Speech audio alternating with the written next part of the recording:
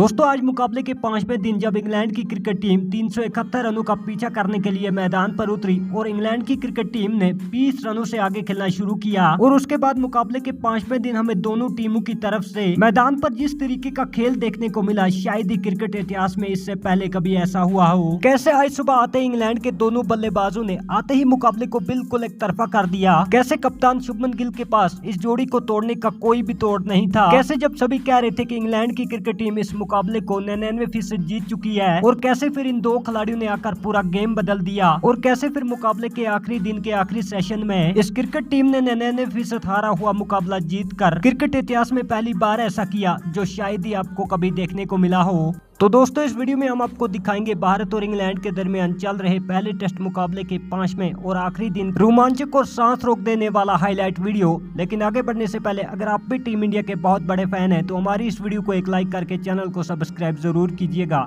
दोस्तों आज की वीडियो का लाइक टारगेट सिर्फ 500 लाइक का है। दोस्तों आज भारत और इंग्लैंड के दरमियान चल रहे पहले टेस्ट मुकाबले के 5वें दिन का खेल सुबह शुरू हुआ और इंग्लैंड के दोनों ही नाबाद बल्लेबाज बेन डेकट और जैक क्रैलिस मैदान पर उतरे। यहाँ दोनों ही बल्लेबाजों ने इंग्लैंड के स्कोर को 20 रनों से आगे बढ़ाना शुरू और उधर भारत की ओर से जसप्रीत बुमराह और मोहम्मद सिराज ने गेंदबाजी का मोर्चा संभाला। दोस्तों यहाँ सभी को उम्मीद थी कि आज शुरुआत में ही जसप्रीत बुमराह इंग्लैंड को कुछ झटके देकर टीम इंडिया को इस मुकाबले में जीत की ओर अग्रसर करेंगे, लेकिन इंग्लैंड के बल्लेबाजों ने भारत की समेत पर पानी फेरते हुए मैदान पर खूब चौके और छक्कों की बारिश की।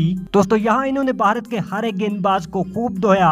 यहाँ पर जसप्रीत बुमराह, मोहम्मद सिराज, कृष्णा, रविंद्र जडेजा और शार्दुल ठाकुर सब पर इंग्लैंड के बल्लेबाज खूब स्ट्रोक लगा रहे थे और अंग्रेज आज इतने ज्यादा गुस्से में थे मानो वो भारत के गेंदबाजों से जन्मों का बदला ले रहे हैं। हालांकि यहाँ पर जसप्रीत बुमराह की गेंदबाजी कुछ न कुछ असर दिखा रही थी, लेकिन दूसरी तरफ भारत का कोई भी गेंदबाज इंग्लैंड के बल्लेबाजों पर दबाव नहीं बना रहा था, जिसकी वजह से जसप्रीत बुमराह की सारी मेहनत पानी में फिर रही थी। दोस्तों यहाँ देखते ही देखते इन दोनों बल्लेबाजों ने पहले टीम के स्कोर को 50 से पार पहुंचाया। दोस्तों जहाँ एक तरफ इंग्लैंड के दोनों बल्लेबाज टेस्ट मुकाबले को T20 की तरह खेल रहे थे तो वहीं पर दूसरी तरफ टीम इंडिया के ड्रेसिंग रूम में माहौल काफी ज्यादा शांत और गौतम गंभीर हमें काफी ज्यादा मायूस नजर आ रहे थे। और इस दौरान अगली ही गेंद पर मोहम्मद सिराज की गेंद पर जायसवाल ने एक बहुत बड़ा कैच छोड़कर बहुत ही बड़ी गलती कर दी, क्योंकि यहाँ टीम इंडिया को तलाश थी एक विकेट की और ऐसे में मोहम्मद सिराज ने टीम इंडिया को ये मौका भी दिया था, लेकिन जायसवाल ने कैच ड्रॉप करके बहुत बड़ी गलती कर दी। अब देखने वाली बात ये थी कि क्या टीम इंडिया को ये कैच बहुत ज्यादा महंगा पड़ेगा, क्योंकि ये इंग्लैंड के डेंजरस बैट्समैन बेन डेकट का कैच था। दोस्तों इस दौरान रविंद्र जडेजा की एक ही ओवर में 3 चौके इन्होंने लगाकर स्कोर को 75 तक पहुँचा दिया, लेकिन ये लोग यही नहीं रुके और इन्होंने इंडिया के गेंदबाजों की पिटाई जारी रखी और देखते ही देखते स्कोर को 100 से पार पहुंचा दिया। इस दौरान इंग्लैंड के दोनों ही ओपनर बल्लेबाजों ने अपने अपने अर्धशतक पूरे किए। अब यहां से इंग्लैंड की क्रिकेट टीम को जीत के लिए सिर्फ 271 रनों की आवश्यकता थी, लेकिन भारत की क्रिकेट टीम को जीत के लिए अभी भी 10 विकेट चाहिए थे। भारत की तरफ से मोहम्मद सिराज भी अच्छी गेंदबाजी करने लगे थे, लेकिन जसप्रीत बुमराह जैसी गेंदबाजी कोई भी नहीं कर रहा था। एक तरफ से जसप्रीत बुमराह टीम के खिलाड़ियों पर लगातार दबाव बढ़ा रहे थे, लेकिन दूसरी तरफ कमजोर गेंदबाजी की वजह से इंग्लैंड के बल्लेबाजों पर वो दबाव हट जाता था, जिसकी वजह से यहाँ पर टीम इंडिया पहले सेशन के खेल में पूरी तरीके से बैकफुट पर था और यहाँ पर टीम इंडिया को तलाश थी एक बड़े विकेट की। यहाँ कप्तान शुभमन गिल के पास जितने भी हथियार थे सभी को वो इस्तेमाल किए जा रहे थे, लेकिन कोई भी तीर यहाँ पर निशाने पर नहीं लग रहा था। दोस्तों यहाँ जब इंग्लैंड का स्कोर 100 रन पहुंचा उसके बाद इंग्लैंड के बल्लेबाजों ने रनों की रफ्तार और भी बढ़ा दी। ये टीम इंडिया के लिए परेशान कुन था। हालांकि यहाँ पर भारत के फील्डरों को इस दौरान कुछ हाफ चांस जरूर मिले जिन्हें कैच में कन्वर्ट किया जा सकता था, लेकिन भारत की फील्डिंग काफी ज्यादा कमजोर नजर आ रही थी। याद रहे कि भारत ने पहली पारी में भी बहुत ज्यादा कैच छोड़े थे और इस बार भी भारत की यहाँ पर फील्डिंग बहुत ही ज्यादा खराब थी।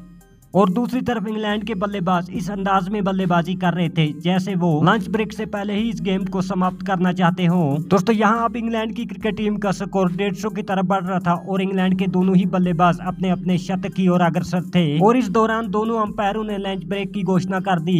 जब लंच के समय पर इंग्लैंड की क्रिकेट टीम का स्कोर 139 रन था, लेकिन भारत की क्रिकेट टीम को तलाश थी विकेट की। दोस्तों यहाँ जब लंच ब्रेक के बाद फिर से खेल शुरू हुआ, लेकिन इंग्लैंड के बल्लेबाजों पर इसका कोई भी असर देखने को नहीं मिला और न ही भारत की गेंदबाजी में जसप्रीत बुमराह को छोड़कर कोई दम था। और इस दौरान बेन डेकट तेजी से अपने शतक की ओर बढ़ रहे थे और उनके साथी खिलाड़ी भी अपने शतक की ओर अग्रसर थे। हालांकि उनका खेल थोड़ा सा बेन डेकट से स्लो था, लेकिन वो भी ठीक ठाक बल्लेबाजी करते हुए नजर आ रहे थे और अभी तक 7 चौके लगा चुके थे। और दूसरी तरफ बेन डैकेट के बल्ले से हमें 13 चौके देखने को मिले थे। लेकिन दोस्तों यहाँ पर इंग्लैंड की क्रिकेट टीम का स्कोर जब 170 पर पहुंचा तब यहाँ पर अचानक बारिश लगी। बारिश की वजह से मैच को रोक देना पड़ा और ये टीम इंडिया के लिए एक बहुत बड़ा टर्निंग पॉइंट साबित हुआ, जिससे यहाँ पर टीम इंडिया ने मुकाबले में कुछ हद तक वापसी की। यहाँ पर थोड़ी देर बारिश रहने के बाद जब मौसम फिर से ठीक हुआ और फिर से यहाँ पर मुकाबला शुरू हुआ और इंग्लैंड का स्कोर 188 रन था, तब मिलाकर जाकर भारत को पहला विकेट मिला। कृष्णा ने यहाँ पर जैक क्रैली को केएल राहुल के हाथों कैच आउट करवा के पवेलियन की राह दिखाई, लेकिन इससे पहले इन्होंने शानदार 65 रन बनाए, 126 गेंदों का सामना किया, 7 चौके लगाए। उसके बाद इंग्लैंड की तरफ से ओली पॉप को मैदान पर बल्लेबाजी करने के लिए भेजा गया और इन दोनों खिलाड़ी ने इंग्लैंड के स्कोर को 188 रनों से आगे बढ़ाना शुरू किया। और इस दौरान यहाँ पर इंग्लैंड के दूसरे ओपनर बल्लेबाज बेन डैकेट ने शानदार शतक पूरा किया और यहाँ इंग्लैंड की क्रिकेट टीम ने एक खिलाड़ी के आउट होने पर 200 रन बना लिए थे। अब इंग्लैंड की क्रिकेट टीम को जीत के लिए सिर्फ 171 रन चाहिए थे, लेकिन यहाँ जब इंग्लैंड की क्रिकेट टीम का स्कोर 212 रन पहुंचा तब इंग्लैंड को प्रसिद्ध कृष्णा ने दूसरा बड़ा झटका दिया और ओली पॉप को 8 रनों पर चलता किया। दोस्तों यहाँ उसके बाद बल्लेबाजी करने के लिए जे रूट को मैदान पर भेजा गया और इन्होंने अपने साथी खिलाड़ी के साथ मिलकर इंग्लैंड के स्कोर को आगे बढ़ाया और देखते ही देखते यहाँ पर इंग्लैंड के स्कोर को 220 से पार पहुंचाया। दोस्तों यहाँ अब इंग्लैंड की क्रिकेट टीम को जीत के लिए सिर्फ 101 रन की आवश्यकता थी और भारत की क्रिकेट टीम को चाहिए थे पूरे 8 विकेट। कृष्णा के अलावा भारत का कोई भी गेंदबाज इंग्लैंड के बल्लेबाजों पर कुछ ज्यादा असर नहीं छोड़ रहा था। हालांकि जसप्रीत बुमराह एक एंड से दबाव तो जरूर बना रहे थे, लेकिन दूसरी तरफ से कमजोर गेंदबाजी की वजह से इंग्लैंड पर से वो दबाव हट जाता था।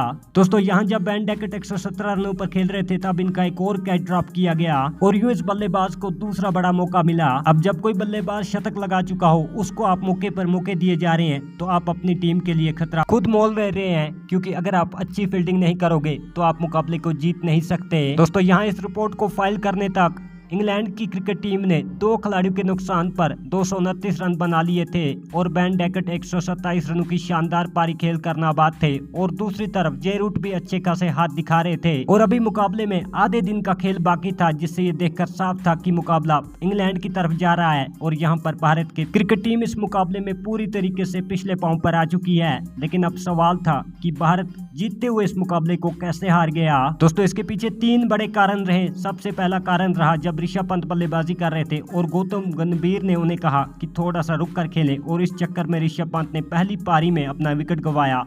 जहां भारत 600 रन बना सकती थी वहां 471 पर ऑल आउट हो गई। दूसरी बड़ी वजह रही कि भारत की क्रिकेट टीम ने इंग्लैंड की पहली पारी में और अब दूसरी पारी में भी बहुत ज्यादा कैच छोड़े, जिसकी वजह से भारत का ये हाल है। और तीसरी और सबसे बड़ी वजह ये रही कि जसप्रीत बुमराह के सिवा भारत का कोई भी गेंदबाज इंग्लैंड के बल्लेबाजों पर कोई भी असर छोड़ने में नाकाम है। हालांकि कृष्णा बहुत अच्छी गेंदबाजी कर रहे हैं और उनको विकेट भी मिल रहे हैं, लेकिन वो बहुत ज्यादा रन लुटा रहे हैं। उन्होंने पहली पारी में भी 3 विकेट लिए थे लेकिन 128 रन दे डाले थे।